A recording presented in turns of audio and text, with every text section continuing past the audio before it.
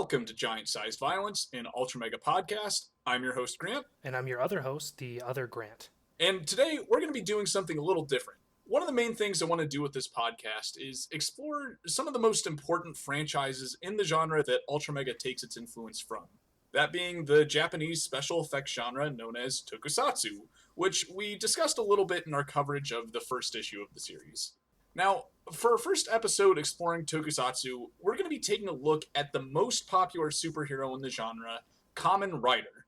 Now, it might make more sense for us to start with Ultraman, since that's the series that UltraMega pulls most of its visual influences and character designs from, but I kind of want to test out our format a bit here so I can do Ultraman proper justice later. Also, I think Kamen Rider actually has a few more entries that would appeal to the fans of UltraMega a little bit more, so I'd like to be able to point them to some of the better entries in this genre. And also, in UltraMega issue 2, which Nate and I just covered, there's a bit of a reference to Kamen Rider, so the timing just felt kind of right to me. But getting to the topic of the hour, Grant, what's your exposure, if any, to Kamen Rider? Like, had you ever even heard of the character, really, before I started arranging for this episode? So, prior to your mentioning Kamen Rider, I was vaguely aware of the series and kind of as an amalgamation of Kamen Rider and Super Sentai in my mind. Like, they kind of look similar and then act similar. The shows are arranged similarly, at least I thought they were. So, I just thought of it as like the Japanese Power Ranger. And I'd seen the first episode, and that was it. Yeah, honestly, describing it as, like, Japan's main Power Ranger is a pretty accurate description. Like, for those who have no visual idea of the character, that's something I'll be pulling from a lot. So, answering the question of who and what is Kamen Rider, I've often heard people jokingly refer to the character as Motorcycle Karate Bugman, which, honestly, it's a pretty accurate description of the character, at least the main aspects you need to know. Kamen Rider is a motorcycle-based superhero with a suit and powers and transformation device, all kind of similar to that of a Power Ranger. His TV show, which has been going since 1971, it's a bit of a mix of like classic 60s Batman, Doctor Who, and Power Rangers all rolled into one. It's a series that every year or two gets a completely new incarnation with a new hero, new villains, new supporting cast, new costume design. Normally, the visual theme of the character is insect-based, traditionally something like a grasshopper or praying mantis or beetle, but the show in recent years has gotten a lot more experimental with its themes. We've seen Kamen Riders that have been based on dragons or ghosts, or in one case even fruit ninjas. So there's a lot of different interpretations and ways this character has been portrayed over the years. Now, as far as why we're talking about this character, why we're starting off with him, is that he's kind of the originator of a lot of tropes in this subgenre of transforming heroes that's known as henshin heroes, as far as toku terms go. Now, that term, henshin heroes, actually comes from this show. Every time Kamen Rider does his little pose and transformation with his belt, he shouts out the word henshin, which is Japanese for transform, and he gets turned into the Kamen Rider. Now, this is actually where things like Power Rangers and Sailor Moon, or even American shows like, say, Ben 10 or Danny Phantom, get this idea of having the superhero with a transformation device that changes them into something better, and they fight waves of bad guys. This is actually also the origin of the concept of the martial arts hero that fights waves and waves of henchmen, eventually squaring off against a monster of the week that they usually take out with some kind of signature finishing move.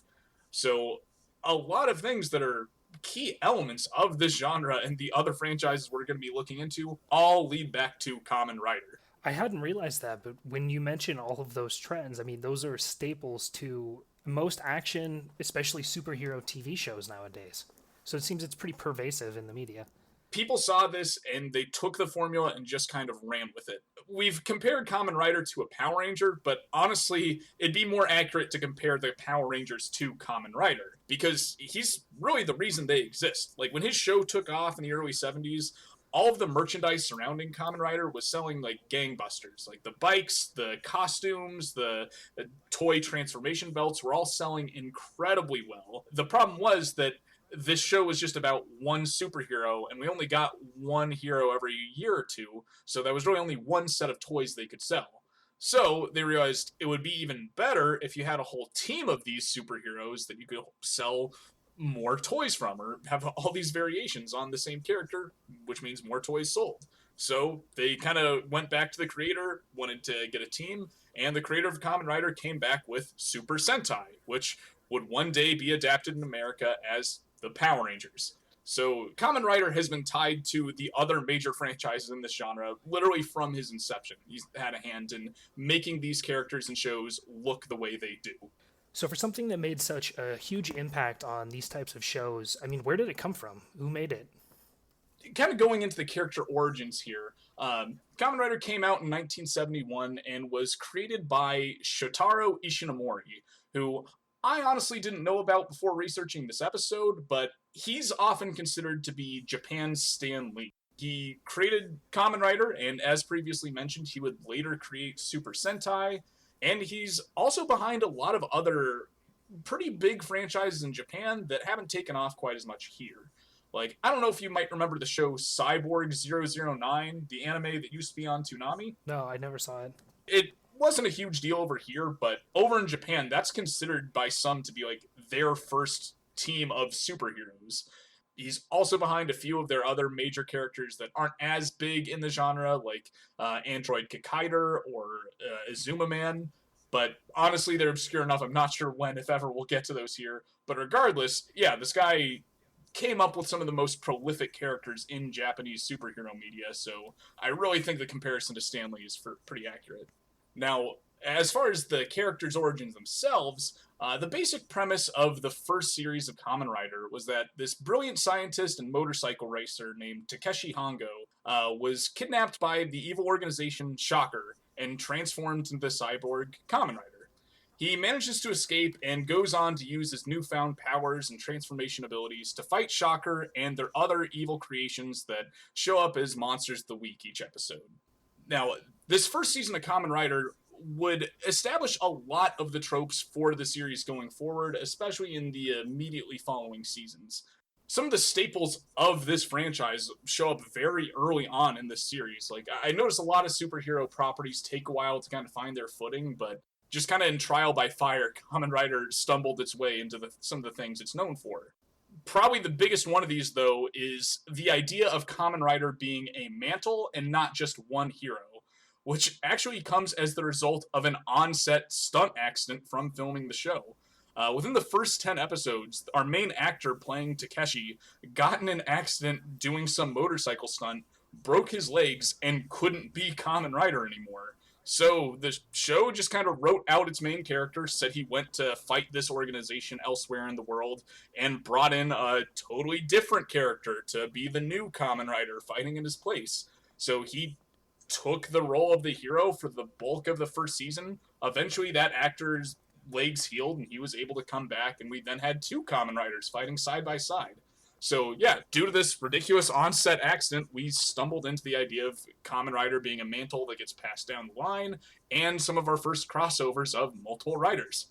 Yeah, when I read about that, it seemed really crazy to me that, looking back, it was the 1970s, so this may have been more normal then, but that their main actor for the series was also the stunt person behind the Kamen Rider doing all of the motorcycle stunts, and also that they were able to work in so gracefully the motorcycle accident into what then became, as you mentioned, a staple to the series and then also to this kind of media in general. Yeah, if that accident didn't happen, I really do wonder if this would have just been kind of a one-season show, like have this character show up, fight the bad guys, and then just sort of retire the mantle, because that's exactly what happened with a lot of Shotaro Ishinomori's other creations, like Android Kikaider and Azuna Man. Both are kind of similar ideas about a cyborg-like person fighting an organization that creates him, and they both only lasted one season and haven't been seen nearly as much. So honestly, these freak accents may have been the key to Kamen Rider's continued success.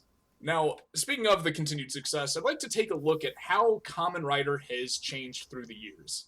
Kamen Rider is one of a number of long-running Japanese franchises that gets split up into different eras that reflect certain tropes of the show and themes of the time the series are being released. These eras are named after the Emperor of Japan at the time of the series release, and there are certainly tropes we can see change over the years.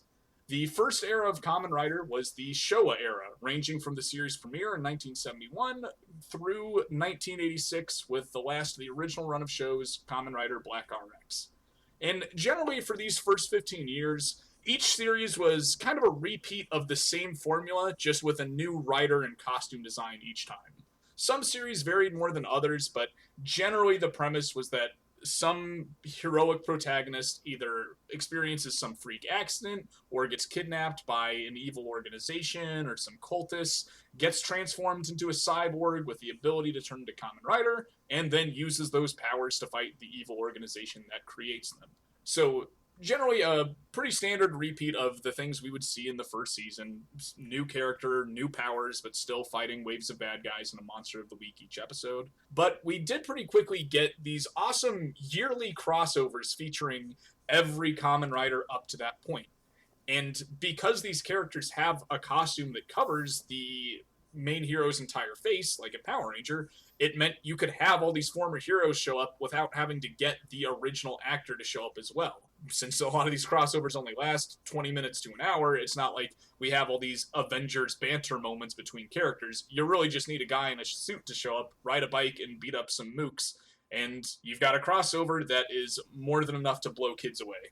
But after that last series in 1986, Kamen Rider took about a 14-year hiatus where we didn't get any new series. There were a couple movies throughout the 90s that I really would recommend fans of UltraMega check out, since they actually tended to be much darker than the shows, sometimes bordering on an R rating, and have a few more of the sensibilities that would appeal to fans of the comic. But otherwise, there was almost no Kamen Rider during that period.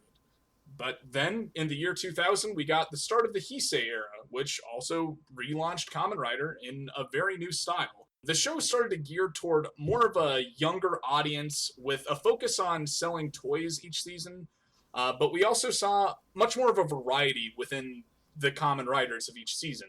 We didn't see as much of the bug themes anymore, the costumes are a lot shinier and more sleek, and we just get much more original ideas with this general concept of the motorcycle riding superhero. So then, with such a big break between the shows, what did they do to really change up the Kamen Rider formula between the Showa and the Heisei era? I would say that generally the shows are still the Monster of the Week formula, but they seem a lot more interested in changing the premise of each season to be more than just the kidnapped cyborg fighting the organization that created them. Really, the origins are all over the place in the Heisei era riders. Some of them are just people that get chosen to use some secret weapon to fight against an alien invasion. Some of them are fighting ancient artifacts that turn them into riders. Others are two people that join into one to become one. It's just, there are premises all over the place and themes that really stray away from those early bug motifs, like some of them are astronauts, or some of them have a car instead of a bike. One of them's like a video game-based medic. Just really crazy ideas that they're willing to throw at the wall here, and it does lead to a lot more interesting depictions of the character, even if the shows aren't quite as high in quality or production value, in my opinion. Like, honestly, I do prefer what I've seen from the older shows, but the newer ones are a little more in line with, like, they're like the midpoint between an episode of Power Rangers and a CW superhero show, like The Flash or Supergirl. Just in the level of like special effects you'll see, or insistence on using CGI regardless of how bad it looks, but still having that fun, campy superhero charm that can definitely keep an audience interested, especially younger audiences. Plus, it is always interesting to see creators get imaginative with how they translate a simple theme, like, I don't know, a cell phone or a train, into a hero, their identity, their suit, their powers, and then also get kind of imaginative and push the bounds with what they can do technically in the studio.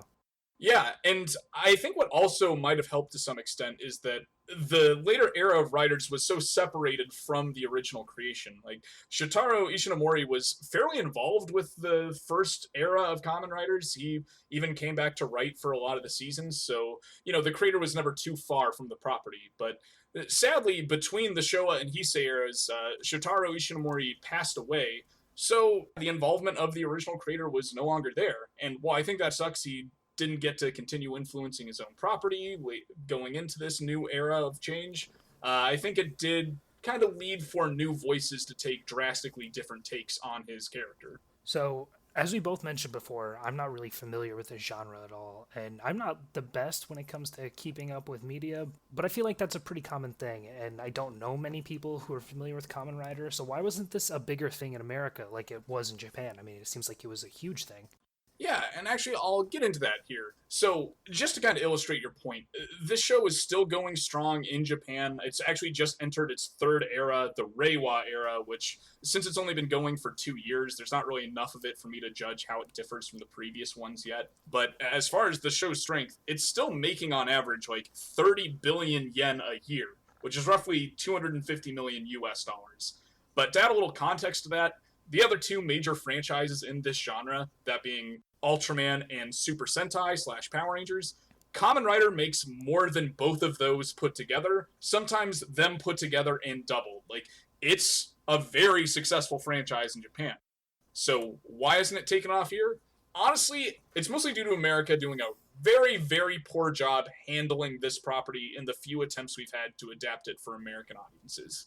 The first one that came out in the 90s was called Masked Rider, and was from Saban, the same company that created Power Rangers. And in fact, was even launched with a crossover episode of Power Rangers meant to be something of a spin-off.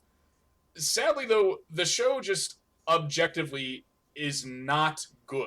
And I'm not saying that, like, judging it by adult TV show standards. I mean, comparing it to Power Rangers or other shows that were capitalizing on its success, like VR Troopers or Big Bad Beetleborgs. This show was not the same quality as those, and it didn't last for more than a season because kids didn't like it. Even though the other shows capitalizing on Power Rangers could be said to not be that good, they at least got multiple seasons and had a very dedicated following among kids. This didn't have that.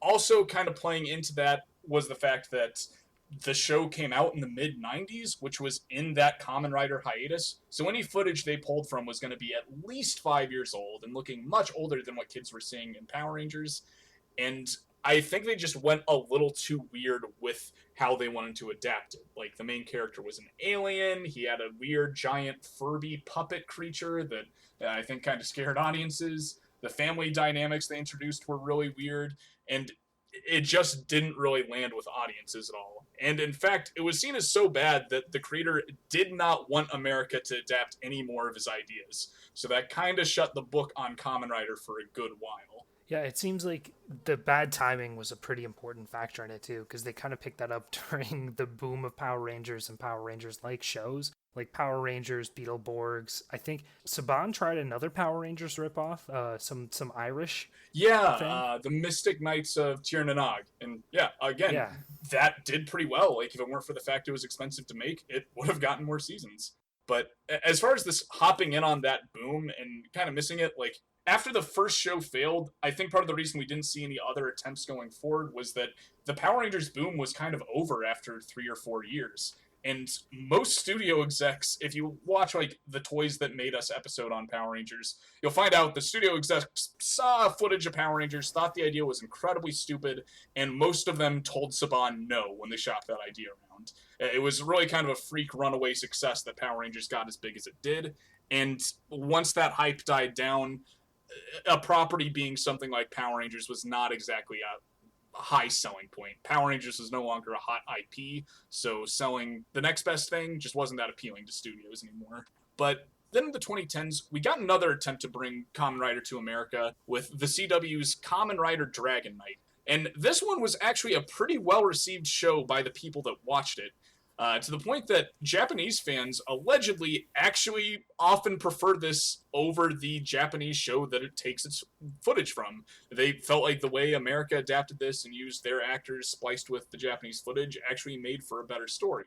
The problem was, this show only aired at like 7 a.m. on Saturdays in the 2010s. Oh. Now, that could maybe fly in the 80s, 90s, or even early 2000s, but over the years, kids got way more options of kids shows to watch anytime. Like, back when Saturday morning cartoons were the only time you could see kids shows, yeah, playing something at 7 a.m. wasn't such a problem. But now that, like, Nickelodeon, Cartoon Network, Disney Channel all existed, kids didn't really have a reason to wake up at 7 a.m., turn on network TV, and watch this one obscure show that was barely advertised. So, yeah, it didn't even last its full first season, but was very well received and even won a daytime Emmy for its stunt work. So, pretty good show, just poorly managed and didn't get to get as big as it probably could have. So, with a series that spans so many years, has so many different actors and themes, where would you recommend getting into this? Because honestly, that was my biggest hurdle into trying to figure out where can I get an idea of what Kamen Rider's about. I tried to start at the beginning, which may not have been the best place, but I don't think it was really representative of even the later Showa era stuff, let alone the Heisei era or even the Reiwa era. Yeah, so I've compiled three options for where to start with this that I'm gearing toward UltraMega fans specifically. There's a lot of YouTube videos out there kind of going over Kamen Rider that have their own suggestions of where to start. And personally, I would recommend people check out the YouTuber Markusatsu's History of Kamen Rider video, because he does touch on every single interpretation of the character and give you a quick description of all of them. So if you want to take a good 40 minutes to an hour to get kind of a crash course on the franchise, that could be a good place to start.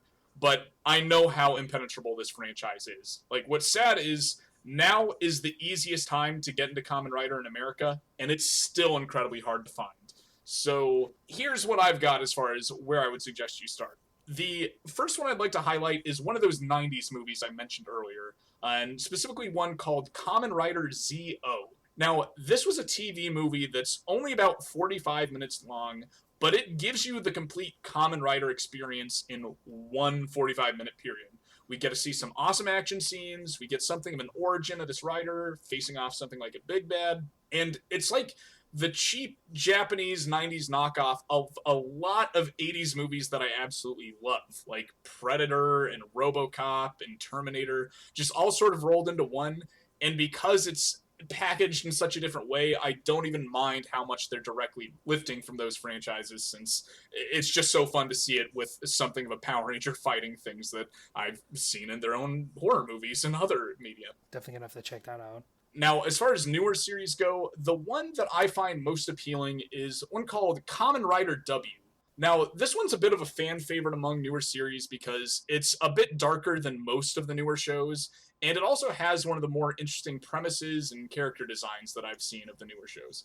This particular Kamen Rider is a detective and kind of his tech guy or man in the chair that fuse into one being to become Kamen Rider. Or, well, the detective transforms into Kamen Rider, and his tech buddy just passes out wherever he is while they're using these powers together. The general concept of the character is also a lot more fun. Like, he's split down the middle with two different colors, and each character has a number of different colors they can use for their half of the rider that give it different abilities.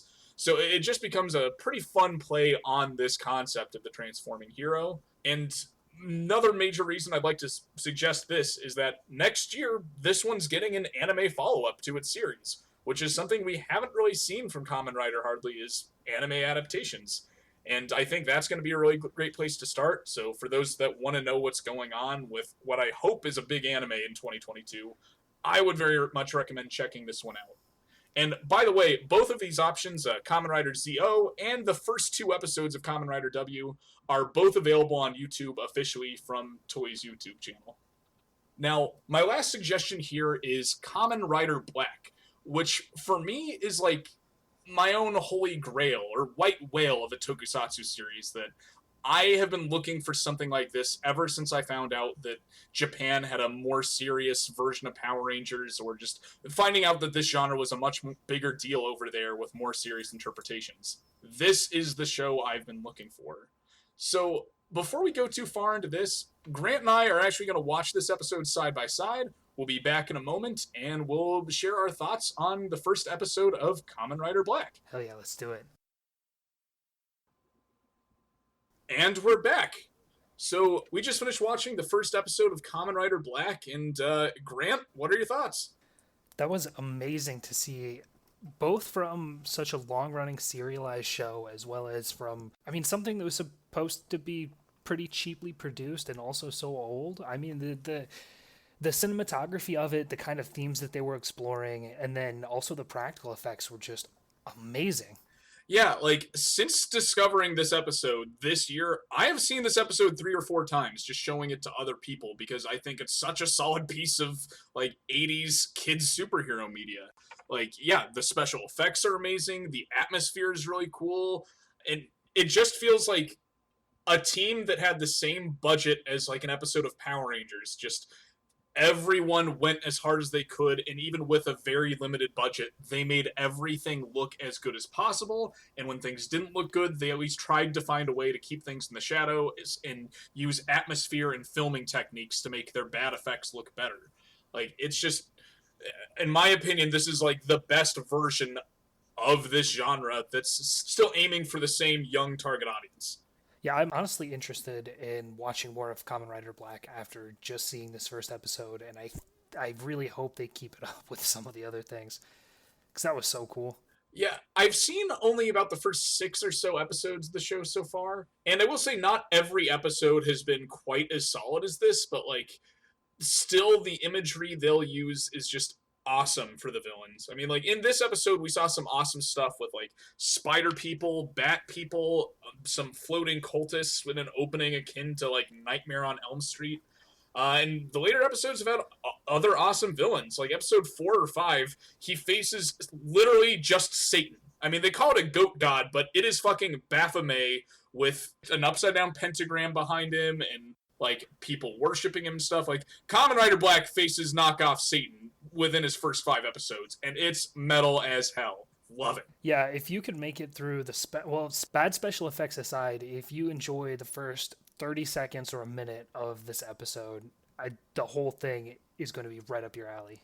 Yeah, and I think that's the thing is you can give this 5 minutes, and if you're not liking the first 5 minutes, yeah, you can probably turn away. But yeah, it starts so well in the moment, just with this ongoing chase scene, a lot of confusion. Like they don't really tell the viewer what's going on for a good while into the episode. And yeah, like the filming techniques, the atmosphere is really good. You had pointed out that like they use the camera to change perspectives between like the ones chasing the main character and the main character himself a bunch of times.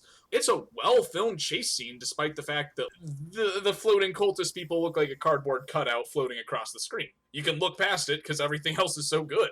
Right, even after the laser flashlight eyes, I was not turned off one bit. And that's something that would in other, I don't know, movies would cause me to seriously reconsider, if not just turn it off and say I got better things to do. It's kind of weird to me. Like, there's a lot I forgive because it's a kid's show. Like, the Kamen Rider's first transformation and the appearance of his like grasshopper super motorcycle isn't really explained and disappears as soon, like shortly after it shows up. But like, I get it. It's a kid's superhero show. I want to see the damn superhero on the damn motorcycle as soon as you can. And yeah, I don't really care if it makes total sense. Just show me the damn toy. But like, still, everything around it they make so cool. I mean, even among Kamen Rider costumes, I think this is like the perfect one. Or it's just that it's the best combination I've seen of like a motorcycle outfit and a superhero and like a Power Ranger superhero outfit. Like they just got all of the right elements, just enough armor, just enough cybernetic elements, and the costume is just sleek enough that like it feels like the perfect form of a Kamen Rider costume. Like it took them 15 years, but they finally figured out how to make one of these look as cool as possible. Yeah, I mean, even thinking about what could you do today with a costume, I don't know if you could do something like that much better. That costume was pretty perfect. And then in the first episode, they set up a series worth, at least a series worth of questions and problems for the protagonist to solve. So yeah, it looks like an interesting ride all the way through. In particular, like we get a bunch of cool hints and imagery early on, like starting with the chase scene and a few fight scenes, and then when eventually the story slows down a bit to give us an explanation, within one 5 minute monologue, we get like the character's origin, his motivation, some foreshadowing of what's to come, a bunch of plot twists and reveals that seem like something that would come in a mid-season reveal, and this very special episode, all in one speech given by the character's father. And I don't, it just feels like very efficient storytelling throughout. Like, again, it's not 100% perfect, but like, how do they sell me on this show within its first 20-minute episode? Like, I cannot believe how much they planted, how much they explained, and how much awesome they crammed into one episode. So, do you know if Kamen Rider Black the rest of the season is available anywhere that I could watch it? Yeah, so the first 2 episodes are on YouTube, and I gotta be honest, warnings up front, I do not know the legal status of this website, but if you go to toku.fun, that's TOKU.fun, there's a lot of content on there related to Kamen Rider, Super Sentai, and other Toku shows, and I believe they have the entirety of Kamen Rider Black and its movies all available on there. And the reason I'm willing to promote this site that I'm not aware of its legal status is because other than there, I have not been able to find this legally. Like, there's a few international DVDs I could order that are fairly expensive, but like, this isn't streaming anywhere. I can't even pay to watch it on like Amazon or Vudu or anything. And I absolutely would. That first episode sells me enough that I would pay $30 to buy this whole season. But the people behind this are just sitting on their thumbs here and kind of dropping the ball as far as an official release goes in the U.S. It's a shame that Netflix or Amazon or somebody hasn't picked this up. Yeah, and Amazon and a few of the other obscure services like Pluto TV do have a decent selection of Kamen Rider and other Tokusatsu series, just none of them happen to have this one. So yeah, I'm really not sure why, because this is generally considered like the fan favorite of the first era of Kamen Rider. This is the one people would want. But yeah, and one of the other reasons I would like to plug this one in particular is that you get more content with this character than your average writer. In fact, I think he's the only writer that had his own immediate sequel series with Kamen Rider Black RX, where we get new costumes, new powers, and a lot of other interesting features with the same main character. And while that show is actually pretty well received, that's actually the one that got adapted into Saban's Masked Rider. So part of the reason I'm so hard on that show is because I know how good the series it's taking its footage from is. So there's really no reason for them to have made such an abomination like they did. So they took one of the best seasons of Kamen Rider and made it into one of the worst American adaptations of a TV show. Yeah, absolutely. And they took footage from that awesome movie as well, Kamen Rider ZO. Like, some of the badass, like, stop-motion monster fights, and just, no matter how good your cheap special effects are, if the show around it is terrible, it's not going to hold my interest. This, thankfully, has a pretty awesome story and really interesting main characters to hold my interest, so that's not a problem at all with the original show. But yeah, so overall, like, I'm glad to hear that a newcomer to the series that hasn't watched a ton of Power Rangers and other Japanese shows like this, like, I'm really glad to hear you liked this as well as I did, because I thought maybe this was just targeting me specifically and what I've always wanted with like Power Rangers, or a show made with a Power Rangers budget but willing to take itself completely seriously. This has been exactly what I've been looking for since I was a teenager. So yeah, I'm really glad you liked it as well. Yeah, the first episode was better than some movies I've seen. But any other final thoughts before we wrap up here? No, I don't think so. Well, in that case, I believe that brings our episode to a close. We'd like to thank you again for giving our podcast a chance, and I'd love to hear any feedback. If you guys like this style of episode, any other franchises, movies, shows, anything you'd like me to cover in the genre of Tokusatsu. We'd also like to give a special shout out to Raid A Parade on Instagram for designing our logo, and our editors at The Record Button. If you want to follow us on social media, we're on Facebook as Giant Size Violence and Twitter as @UltraMegaCast.